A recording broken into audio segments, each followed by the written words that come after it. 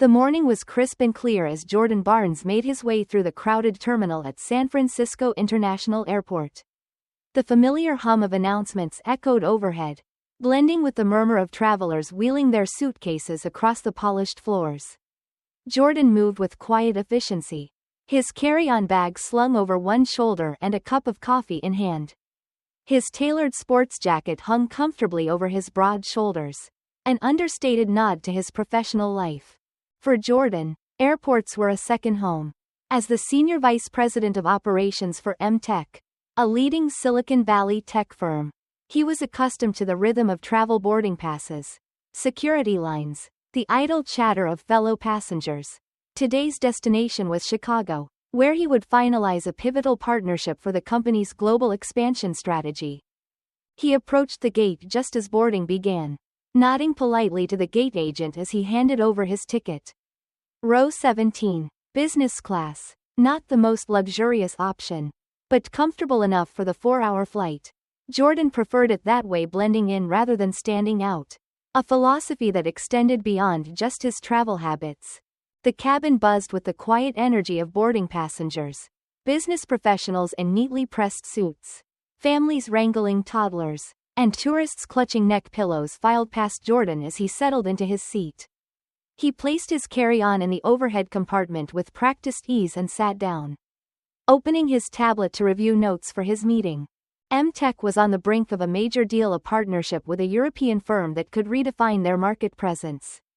Jordan had spent weeks preparing for this moment, poring over financial models and strategy briefs.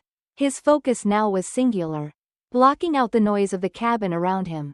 But even as he immersed himself in his work, a sharp voice cut through the calm. "This is unacceptable," a woman snapped, her words carrying easily over the low murmur of the other passengers. Jordan glanced up, his eyes landing on a blonde woman standing a few rows ahead. Her designer suit and glittering jewelry gleamed under the cabin lights, her presence as commanding as it was grating. She was gesturing emphatically at a flight attendant, her dissatisfaction clear. "I fly this airline all the time," the woman said, her tone dripping with disdain. "And I've never been subjected to such poor service."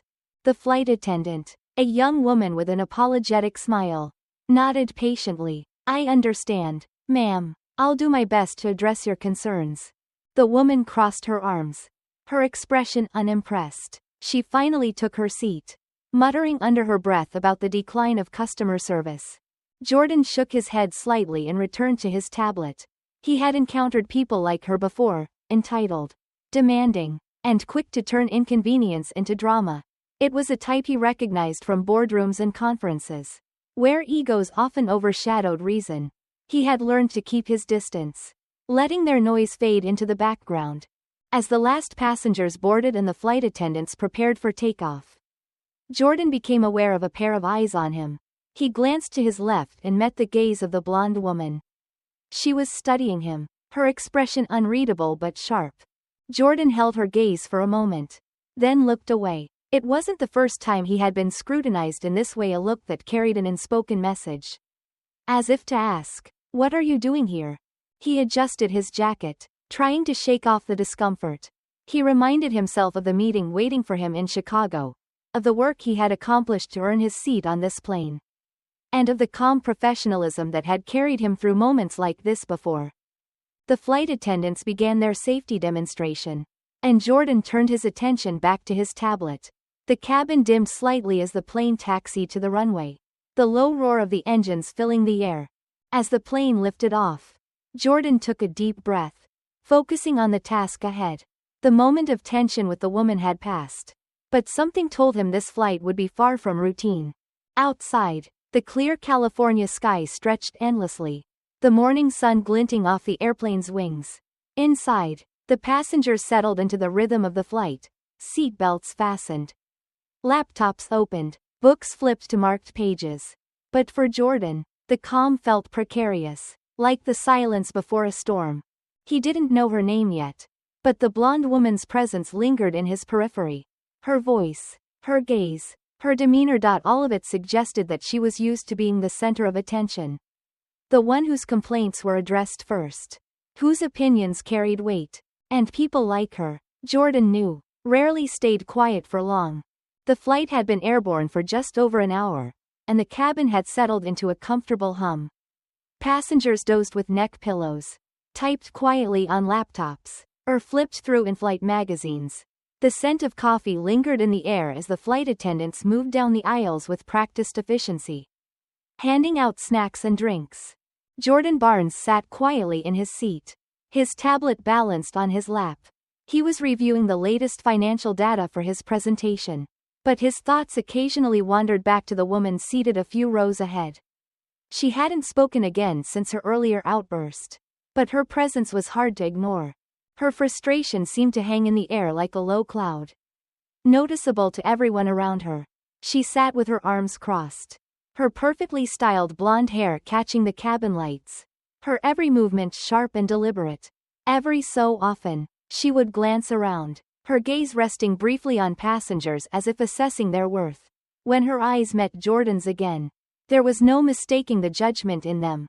It wasn't the first time Jordan had felt that kind of gaze. He knew it too well. The kind that saw not the person, but the assumptions tied to his skin color. The kind that quietly asked, "Why are you here?" He looked back at his tablet, forcing his focus to return to the data. The numbers were clear, the projections promising. He was prepared for his meeting, ready to solidify a partnership that would elevate his company's global reach. That was what mattered. The peace didn't last long.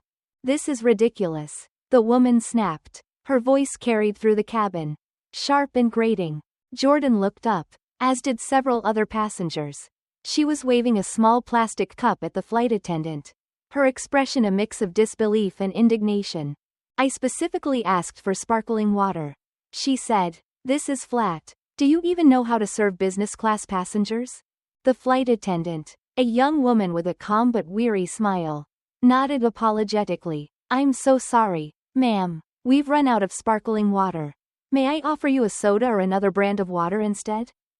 "A soda?" The woman's laugh was sharp, humorless. "Do I look like someone who drinks soda? This is unacceptable. I swear, every time I fly this airline, the service gets worse." The flight attendant nodded again, her smile growing tighter. "I'll see what I can do, ma'am." As she walked away, the woman huffed loudly, crossing her arms and looking around as if daring someone to agree with her. Most passengers avoided her gaze, choosing instead to bury themselves in their books or screens. Jordan sighed quietly, turning back to his tablet. He had seen this kind of behavior too many times, entitled, condescending, and utterly oblivious to the world beyond their own bubble. He had learned to stay out of the way, to let people like her exhaust themselves on their own. But then her attention turned to him. "You there," she said, her voice cutting through the low hum of the cabin. Jordan blinked, looking up in surprise. "Yes, you," she continued, pointing at him. "Can you sit down? You're in the way." He glanced around, confused. He had just stood to stretch his legs, and the aisle was clear. No one was trying to pass. "I'll be sitting in just a moment," Jordan replied evenly. "I'm not blocking anyone." Her lips curled into a disdainful frown. "Don't give me attitude," she snapped. "You've been standing there, hovering like you own the place. This isn't some street corner. You need to respect the people who actually belong here." Jordan felt the words hit him like a cold wind. He took a slow breath, steadying himself. He had heard language like this before, carefully chosen, seemingly innocuous, but loaded with meaning. "Ma'am," he said, his tone calm but firm. "I'm not bothering anyone. Let's not make this into something it doesn't need to be." Her eyes narrowed, her voice rising just enough to draw the attention of nearby passengers. "Oh, I think it's already something," she said. "People like you always think you can just take up space. Act like you're better than everyone else. Well, I won't stand for it. I paid good money for this seat, and I shouldn't have to deal with someone like you hovering around." Jordan's jaw tightened, but he kept his voice measured. "I'm not looking for trouble. Let's both go back to our seats and enjoy the rest of the flight." But her gaze didn't soften. If anything, his calmness seemed to fuel her indignation. The cabin grew quieter, the murmurs of other passengers fading as they watched the exchange. Across the aisle, an older man adjusted his glasses, glancing at Jordan with what looked like unease. A woman a few rows ahead pulled her child closer, whispering something in his ear. Jordan could feel their eyes on him, the weight of their silence pressing down. He wasn't a stranger to this kind of scrutiny. It followed him in boardrooms, at conferences, even in restaurants. But here, in the confined space of an airplane, it felt suffocating. "I'm just here to fly. Like everyone else," Jordan said, his voice steady. "Let's leave it at that." The woman scoffed, her lips twisting into a sneer. "You don't belong here anyway," she muttered, loud enough for several passengers to hear. The words hung in the air, heavy and unmistakable. Jordan clenched his fists at his sides, willing himself to stay calm. He could feel the anger bubbling beneath his composure, the quiet storm of frustration that came from years of enduring moments like this. But he knew better than to react. "Stay calm," he told himself. "Don't give her what she wants." The flight attendant returned just then, offering the woman a different brand of water. She took it with a huff, dismissing the attendant with a wave of her hand. For the moment, the tension eased, but Jordan knew it wasn't over. He sat back down, his tablet forgotten on his lap. The flight stretched on, but the air felt heavier now, charged with an unspoken conflict that no one seemed willing to address. Jordan closed his eyes briefly, taking another steadying breath. He had been here before, not on this plane. But in this moment, where judgment and prejudice lingered just below the surface. And he knew, with a quiet certainty, that this wouldn't be the last time. The hum of the airplane engines filled the cabin with a steady rhythm, a sound that usually lulled passengers into a comfortable calm. But for Jordan Barnes, the calm felt fragile, as though it could shatter at any moment. He sat in his seat, his tablet dark now, forgotten in the growing weight of the morning's events. Across the aisle, Mara Donovan was restless. Her movements were sharp and deliberate, her irritation as visible as the glint of her jewelry under the cabin lights. Though she wasn't speaking at the moment, her posture, arms crossed tightly, jaw set, suggested she was far from finished. Jordan leaned back, his fingers tapping idly against the armrest. He had dealt with moments like this before.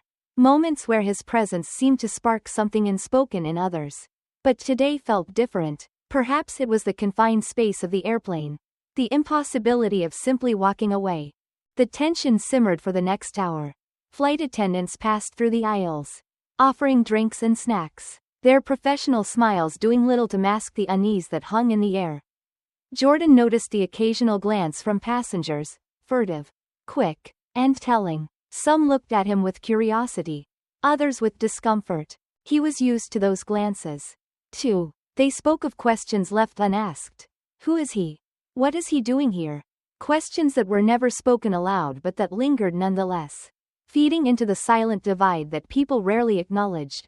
The moment came just as the attendants were collecting empty cups and wrappers. Mara stood abruptly, defying the illuminated seatbelt sign. Her movement drew the attention of nearby passengers, their conversations fading into whispers. She made her way to the front of the cabin, where the lead flight attendant stood speaking with a colleague. Mara's voice rose, carrying easily over the low drone of the engines. "I need to speak to the captain," she said, her tone sharp and demanding. "This is a matter of safety." The flight attendant's polite smile faltered. "Ma'am, the captain is currently flying the plane. Can I help you with something?" Mara's expression hardened. "You can help by doing your job. That man back there," she pointed toward Jordan's row, her voice growing louder, "has been acting suspiciously since we boarded. I don't feel safe." The murmurs in the cabin grew louder. Jordan felt the weight of those words land squarely on his shoulders. He sat up straighter, his jaw tightening as he forced himself to remain calm. The flight attendant glanced toward Jordan, her expression flickering with uncertainty before returning to Mara. "Ma'am, I assure you that all passengers on this flight were thoroughly screened before boarding. If you have a specific concern, I'd be happy to address it after we land." Mara shook her head, her voice rising even more. "After we land? Are you serious? I'm telling you, that man is a threat. He's been acting strangely, hovering in the aisles, making everyone uncomfortable. I'm not going to sit here and wait for something to happen." Jordan felt the stares intensify. He could hear the whispers now. Snippets of conversation passing through the rows. Do you think she's serious? Maybe it's nothing, but what if it's not? The quiet doubts of strangers, fueled by nothing more than Mara's paranoia, began to ripple through the cabin. Jordan's heart pounded in his chest. Not out of fear, but out of frustration at how easily suspicion could take root. How quickly assumptions could spread. He stood slowly, deliberately, meeting the eyes of the flight attendant who now looked at him with a mix of sympathy and apprehension. Ma'am, Jordan said, his voice calm but firm. I'd like to address whatever concerns this passenger has directly. I have nothing to hide. The flight attendant hesitated, glancing at Mara, whose expression was a mixture of smugness and indignation. Fine, Mara snapped. Let him explain himself. But I'm telling you, people like him always have a story ready. It doesn't mean it's true. Jordan felt the sting of her words. The weight of their implications. People like him. It wasn't subtle. It wasn't veiled. It was as clear as if she had said it outright. The lead flight attendant stepped forward. Her voice steady but gentle. Sir, let's stay calm. There's no need for this to escalate. I'm not escalating anything, Jordan replied, keeping his tone even. But I won't sit here and let her accusations go unanswered. The cabin fell silent. Every passenger seemed to be watching now. Their collective attention focused on the exchange unfolding before them. I've done nothing wrong, Jordan said, addressing both the flight attendant and the other passengers. I've been sitting quietly, minding my business like everyone else.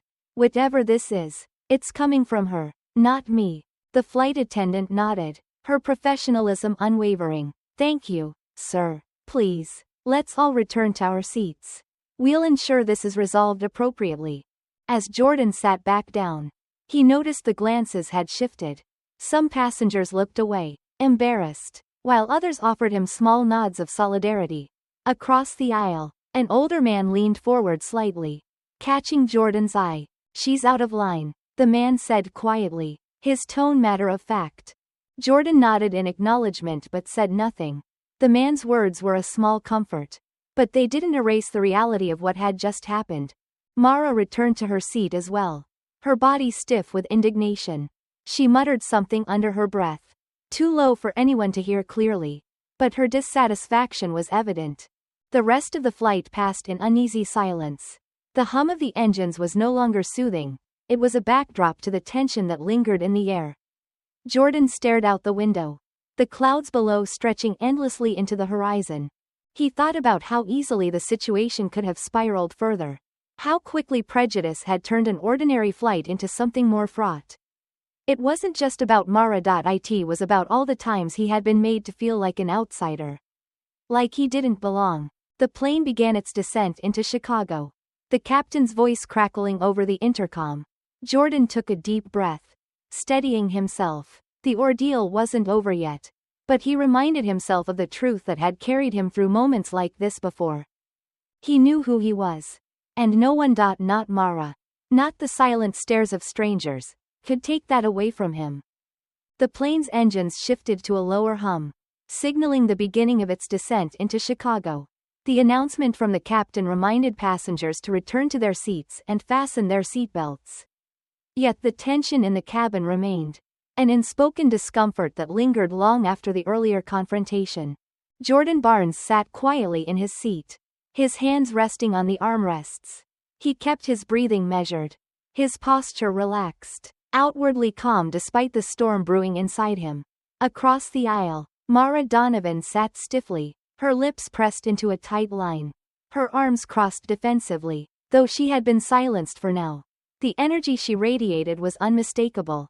The passengers around them moved cautiously, their glances darting between Mara and Jordan. A mother with her young child avoided eye contact, while an older couple in the front row whispered quietly to one another. The hum of whispers seemed louder than the engines themselves. The lead flight attendant made her way down the aisle, checking seat belts and ensuring tray tables were secured. When she reached Jordan's row, she paused, offering him a tight, professional smile. Sir, she said softly, leaning slightly toward him, I want to thank you for your patience earlier. We're doing our best to ensure everyone's comfort. Jordan nodded politely. I appreciate that, but I'd like to make sure there's no misunderstanding when we land. I haven't done anything wrong.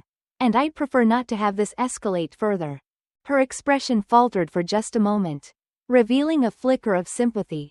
I understand. We'll handle it appropriately, she said before moving on.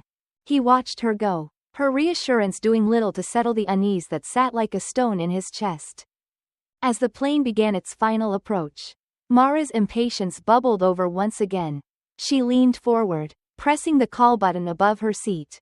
A chime echoed through the cabin, drawing the attention of nearby passengers. The flight attendant returned quickly, her demeanor still calm but visibly tired. Yes, ma'am? Mara's voice was sharp. I want to ensure that security is waiting for us at the gate, she said, her words cutting through the hum of the engines. I've already explained my concerns. It's your responsibility to make sure we're all safe. The flight attendant's expression didn't waver. Ma'am, the captain has already been informed, and appropriate steps will be taken. Please remain seated for landing. Mara huffed loudly, crossing her arms again. I should have known better than to expect professionalism from this airline, she muttered, loud enough for others to hear.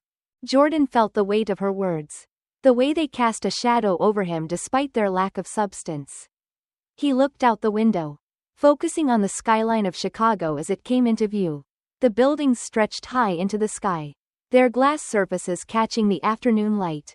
It was a familiar sight, one he had always found inspiring. But today, it felt distant, unreachable. The plane touched down with a soft jolt, the wheels skimming the runway before slowing to a steady roll. Passengers began to stir, reaching for their bags and unbuckling seatbelts despite the captain's instructions to remain seated. The familiar sound of cell phones powering on filled the cabin. Jordan remained still, his hands resting lightly on his thighs. He knew this wasn't over. Mara's accusations, her insistence on involving security, had set a chain of events in motion that couldn't be stopped now. As the plane taxied toward the gate, the lead flight attendant made another announcement. Ladies and gentlemen, we ask that you remain seated until the captain has turned off the seatbelt sign.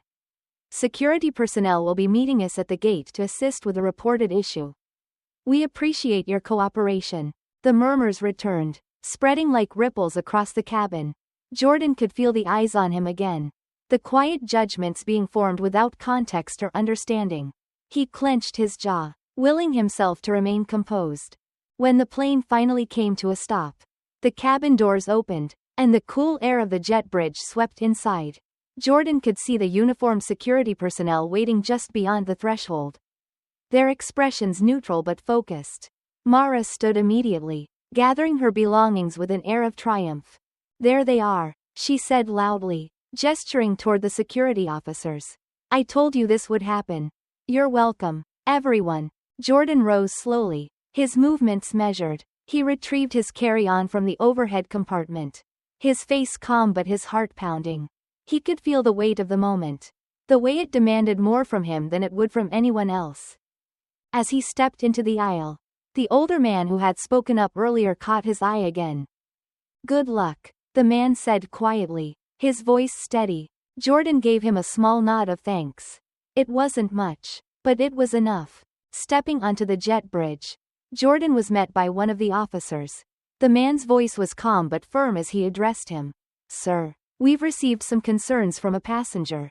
We'd like to ask you a few questions before you proceed. Jordan nodded. Of course, I have nothing to hide. From behind him, Mara's voice rang out again. That's him, she said, pointing dramatically. I told you he was a problem. You'll see. Jordan turned slightly, meeting her gaze for the first time since the confrontation began. He said nothing, his silence more powerful than any words he could have offered. The officer gestured for him to step aside, and Jordan complied, his posture straight and dignified. He reached into his jacket pocket and produced his company ID, the MTech logo gleaming under the fluorescent lights. I'm Jordan Barnes, Senior Vice President at MTech, he said evenly. I've been traveling for work. If you have any questions, I'm happy to answer them. The officer's expression shifted slightly, the professional mask slipping just enough to reveal a hint of surprise. He glanced at the ID, then at Jordan. Thank you, Mr. Barnes, the officer said after a moment. It appears there's been a misunderstanding. You're free to go. As Jordan walked away, he could feel the weight of Mara's gaze on his back. He didn't look at her. Didn't need to. Her silence spoke volumes. In the terminal, the bustling energy of the airport felt like a reprieve. Jordan inhaled deeply, letting the familiar rhythm of travelers and announcements wash over him. The confrontation was behind him now. Though its impact lingered, he straightened his jacket and continued toward the exit. His steps steady and purposeful. There was a meeting waiting for him in Chicago. A partnership to finalize. A future to build. And no one. Not Mara. Not her accusations. Not the silence of those who had looked away, could take that from him. The terminal was alive with motion. A steady tide of travelers flowing toward their gates or baggage claim. Announcements echoing in the background. Jordan Barnes stood near a row of seats, adjusting the strap of his carry-on bag. The encounter on the plane was still fresh. The sting of Mara Donovan's words lingering like a bruise. He had answered the security office's questions with calm precision, presented his credentials, and walked away without incident. But the weight of what had happened stayed with him. An invisible burden he carried as he moved through the airport. It wasn't just Mara's accusations. It was the way the passengers had reacted, or failed to react. The quiet stares, the murmurs, the unwillingness to intervene. It was a silence that spoke louder than words. A silence that felt complicit. Jordan made his way to the airport lounge, needing a moment to collect himself before heading to his meeting. The space was quiet, the muted hum of conversation a welcome contrast to the tension of the flight.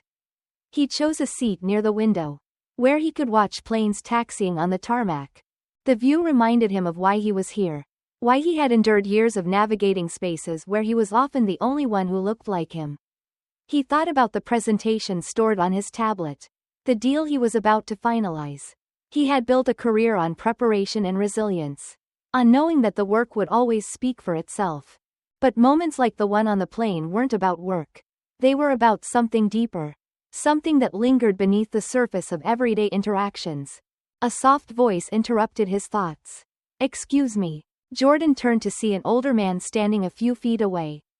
It was the same man who had spoken up during the flight. The one who had quietly challenged Mara's behavior. He held a cup of coffee in one hand, his other tucked into the pocket of his blazer. "May I?" the man asked, gesturing to the seat across from Jordan. Jordan nodded. "Of course." The man sat down, his movements deliberate, as though he were choosing his words even before speaking.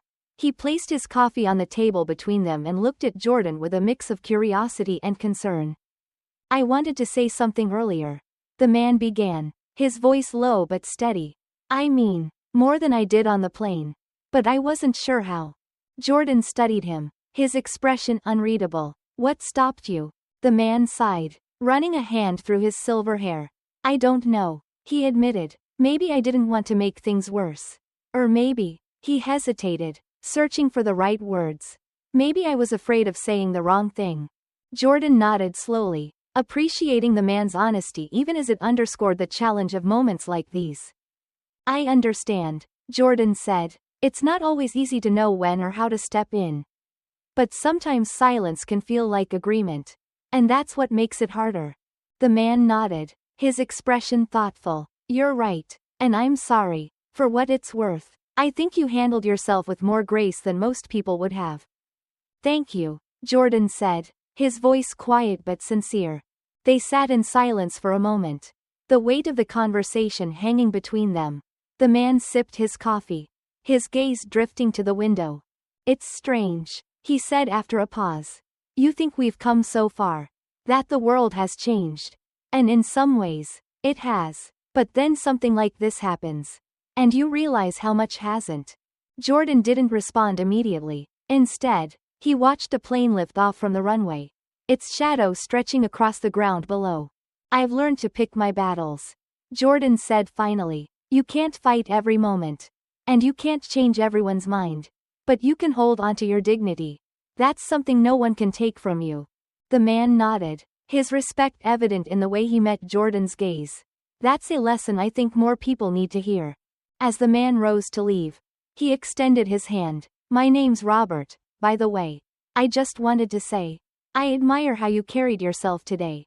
Jordan shook his hand. Thank you, Robert. Safe travels. The man gave a small nod and walked away, leaving Jordan alone with his thoughts once again. By the time Jordan arrived at the hotel for his meeting, the weight of the morning had begun to lift. He stood in the elevator, his reflection staring back at him in the polished steel doors. He adjusted his tie, straightened his jacket, and took a deep breath. The meeting room was bright and spacious, its windows offering a panoramic view of Chicago's skyline. Executives from the partner company were already seated, their expressions warm and welcoming as they rose to greet him. Jordan extended his hand, offering each of them a firm handshake and a confident smile. He introduced himself, his voice steady, his focus sharp. In that room, there was no tension, no accusations, no assumptions. There was only the work, the deal, the future he was building. And that, Jordan reminded himself, was what truly mattered. As the meeting began, Jordan felt a quiet resolve settle over him. The events of the morning were a reminder of the challenges he faced, but they were also a testament to the strength he carried within. In the end, it wasn't Mara Donovan's words or the silence of others that defined him. It was his own determination to rise above, to keep moving forward, no matter what. The sun began to dip below the horizon, casting the city in a warm golden light. And as Jordan presented his vision for the future, he felt the weight of the day fall away, replaced by the quiet strength of knowing who he was and who he would always be. The city of Chicago stretched below Jordan Barnes as he stood at the hotel's rooftop terrace later that evening. The skyline was illuminated by a mosaic of lights, and the quiet hum of the streets far below was a constant reminder of the life and movement that never ceased. He had closed the deal, a significant victory for M-Tech. And yet, his thoughts were pulled back to the events of the flight. The meeting had gone as he expected. His presentation meticulously delivered, the responses from the partner executives enthusiastic. By all accounts, the day should have ended on a note of triumph. But even as he celebrated another professional milestone, the memory of Mara Donovan's words and the silent complicity of the passengers around him lingered. Later, as he returned to his hotel room, Jordan found himself reflecting on the quieter moments of his career, times when the challenges he faced were less overt but no less significant. He thought of his first boardroom meeting as a young executive, sitting at a table surrounded by men decades older than him, their polite but skeptical glances speaking volumes. He thought of the times he'd been mistaken for someone in a lower position, the quiet apologies that came only after his title was revealed. And now, on this flight, he had encountered a new iteration of an old narrative, the assumption of guilt, the quickness to judge, the refusal to see him as anything other than an outsider. The following morning, Jordan found himself in a cafe near the hotel, the aroma of fresh coffee mingling with the faint chatter of patrons. He had an hour before his return flight, and the quiet space offered a welcome reprieve. As he sipped his coffee, a familiar face appeared at the entrance. Robert, the older man from the plane, spotted Jordan and approached with a hesitant smile. Mind if I join you? Robert asked. Jordan gestured to the empty seat across from him. Not at all. Robert sat down, placing his cup on the table. For a moment, they sat in silence, the air between them filled with unspoken understanding. I've been thinking about yesterday, Robert began, his voice steady but thoughtful. About what I could have done differently. Jordan set his cup down, his gaze steady. It's not about what you did or didn't do, he said. It's about what these moments reveal. Not just about individuals, but about the spaces we all occupy. How much we're willing to see, or ignore. Robert nodded slowly. I've seen this before, you know, back when I was younger. But I told myself things had changed, that people had learned. Jordan's lips curved into a faint smile, one tinged with resignation. Change isn't always linear, he said. It comes in waves. Progress meets resistance. And we find ourselves in the same battles, just in different forms. The conversation drifted to other topics, family, work, and the ways their lives had been shaped by their respective experiences. Robert spoke of his children and grandchildren, his hopes for a world where they wouldn't encounter the same struggles he had witnessed. "I want to believe we're getting there," Robert said, "but sometimes, it's hard to see." Jordan nodded, his expression thoughtful. "It's not about seeing the end," he replied. "It's about taking the steps, however small, to push forward, to make sure the next moment, the next interaction, is a little better than the last." As they parted ways, Robert extended his hand. "I'm glad we talked," he said. "So am I," Jordan replied, shaking his hand firmly. Walking back to the hotel to collect his luggage, Jordan felt a quiet sense of clarity. The challenges he faced weren't new, and they weren't unique to him. But in those quiet conversations, in the small acts of recognition and understanding, there was a seed of hope. The return flight was uneventful. The passengers were quiet, the service smooth, and the hum of the engines felt soothing rather than oppressive. Jordan spent most of the flight reading, his thoughts less burdened than they had been the day before. As the plane touched down in San Francisco, he felt the familiar rhythm of home settling around him. The airport buzzed with activity, a sea of travelers moving in every direction. He stepped into the terminal, his steps steady, his focus clear. The ripples of the previous day remained, but they no longer felt heavy. They were part of a larger story, one that he carried with him but that did not define him. And as he exited the airport and stepped into the warm California air, Jordan knew that he would continue forward, as he always had, with quiet strength, unshaken dignity, and the resolve to face whatever came next. Jordan Barnes sat at his kitchen table the next morning, the first rays of sunlight streaming through the blinds. The house was still quiet, the hum of early hours filling the space. His tablet lay unopened in front of him, a steaming cup of coffee within reach. The events of the past few days were still fresh in his mind. But the morning's stillness offered a chance to reflect, to process. He had returned from Chicago with another success under his belt. But the confrontation on the flight lingered like a shadow in the back of his thoughts. It wasn't the first time he had encountered such prejudice, nor would it be the last.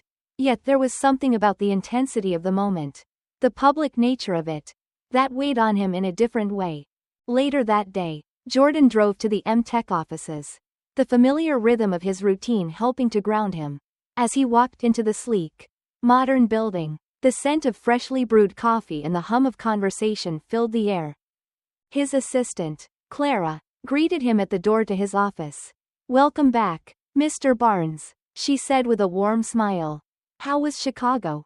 Jordan hesitated for a moment, then smiled back. "Productive," he said. "We closed the deal." "That's great news," Clara replied, handing him a stack of reports. "Everyone's been buzzing about it. You're making waves." "As always." Jordan nodded, grateful for her words but feeling the weight of her praise. The professional triumphs, though significant, often felt overshadowed by the personal battles he had to fight along the way. As the day unfolded, Jordan met with his team, reviewed strategies, and finalized plans for the next phase of M-Tech's expansion.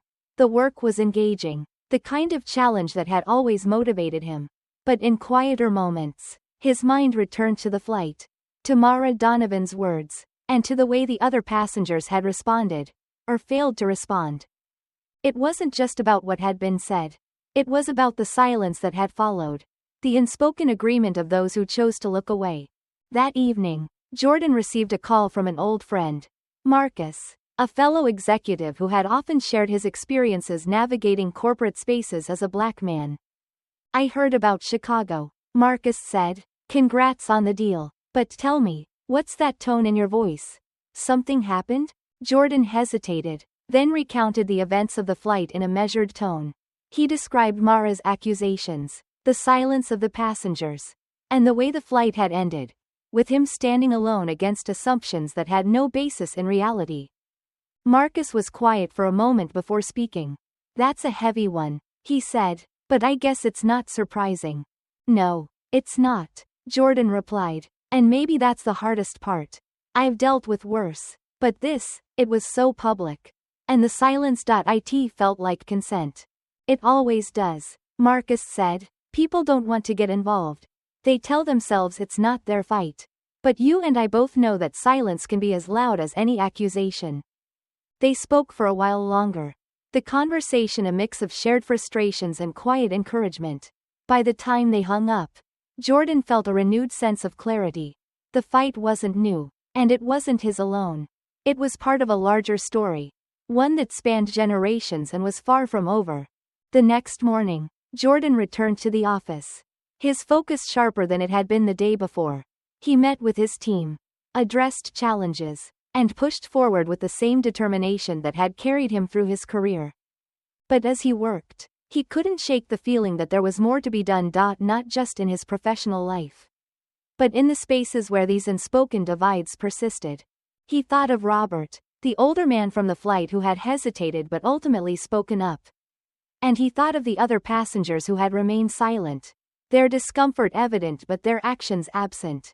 Jordan knew he couldn't change everyone's mind, but he also knew the power of quiet resistance, of standing firm in the face of prejudice, and of planting seeds of understanding in moments where they might grow. As the day drew to a close, Jordan sat in his office, watching the sun dip below the horizon. The city outside was alive with movement, its streets and buildings bathed in golden light. He picked up his tablet, opened a blank document, and began to write, not about the deal he had closed or the strategies he was developing, but about the quiet battles that shaped his journey. It wasn't about pointing fingers or assigning blame. It was about capturing the moments that mattered. The moments that revealed the unspoken tensions of the world around him, and the strength it took to navigate them. And as he wrote, Jordan felt the weight of the past few days begin to lift. The echoes of the flight, of Mara's accusations and the passengers' silence, didn't disappear, but they became part of a larger story, one that he was determined to tell with honesty, dignity, and quiet resolve. The words came slowly at first, then faster, until the document began to take shape, a reflection of his journey, and an invitation for others to see the world as it was, and as it could be. The morning was calm, the kind of stillness that often follows a storm. Jordan Barnes sat on the porch of his home, a steaming mug of coffee in hand, watching the world wake up. The trees swayed gently in the breeze, and the distant hum of cars on the freeway provided a soft backdrop to his thoughts. The past week had been a whirlwind, but now, in the quiet of his own space, Jordan found himself reflecting on what it all meant. The flight, the meeting, the conversations with Robert and Marcus. Each moment seemed to weave into a larger picture, a tapestry of experiences that was both deeply personal and undeniably shared. Jordan's phone buzzed on the table beside him. It was an email, a follow-up from the Chicago deal. The partnership was moving forward, and the executives had expressed their admiration for his leadership and vision. It was a victory, no doubt, but it felt different now. The events of the flight had reminded him that success wasn't just about professional achievements. It was also about navigating the unspoken battles, the quiet moments of resistance that shaped his path. As he set the phone down, his thoughts drifted back to Mara Donovan. He wondered if she had reflected on her actions, if the brief but undeniable humiliation she'd faced on the jet bridge had led her to question her assumptions. Perhaps it had, or perhaps she had dismissed it, convinced she had been justified. Jordan knew he might never know, and maybe that was for the best. Later that day, Jordan drove to a community center on the other side of town. It was a place he often visited, a space where young professionals gathered to share ideas and learn from those who had walked similar paths before them. The room was filled with eager faces, some fresh out of college, others juggling jobs and dreams, all searching for guidance in a world that often felt stacked against them. Jordan stood at the front of the room, his presence commanding but unassuming. He shared stories of his journey, not just the triumphs, but the challenges, the moments of doubt, and the silent battles he had faced. He spoke about the flight, carefully omitting names but describing the weight of the experience. He told them about Robert, the man who had hesitated but ultimately found his voice, and about the passengers who had chosen silence. "You'll face moments like that," Jordan said, his voice steady, "moments where you're judged before you've said a word, where people's assumptions speak louder than their actions. And in those moments, you'll have a choice, to let it define you, or to rise above it." The room was silent, the weight of his words settling over the audience. After the session, a young woman approached him, her expression a mix of gratitude and determination. "Thank you for sharing that," she said. "It's easy to feel like you're alone in those moments. Like no one understands. But hearing you talk about it, it makes me feel like I'm not." Jordan smiled, a warmth spreading through him. "You're not alone," he said, "and the more we share our stories, the harder it becomes for the silence to win." That evening, back at home, Jordan sat at his desk, a blank piece of paper in front of him. The events of the past week had left him with a renewed sense of purpose, a desire to do more than just move forward. He began to write, his pen moving steadily across the page. He wrote about the flight, about the tension and the silence, about Robert's hesitation and the importance of speaking up. But he also wrote about hope, about the moments of connection that could bridge the gaps, the power of small acts of courage, and the possibility of change. The next morning, as the sun rose once more, Jordan stood on his porch, watching the world come alive. He felt lighter, as though the weight of the past week had begun to lift. The challenges he faced weren't new, and they weren't unique, but he knew now, more than ever, that his voice mattered, that every quiet act of resilience, every story shared, was a step towards something better. And as the day began, Jordan took a deep breath and stepped forward, ready to face whatever came next with quiet strength and unshakable resolve.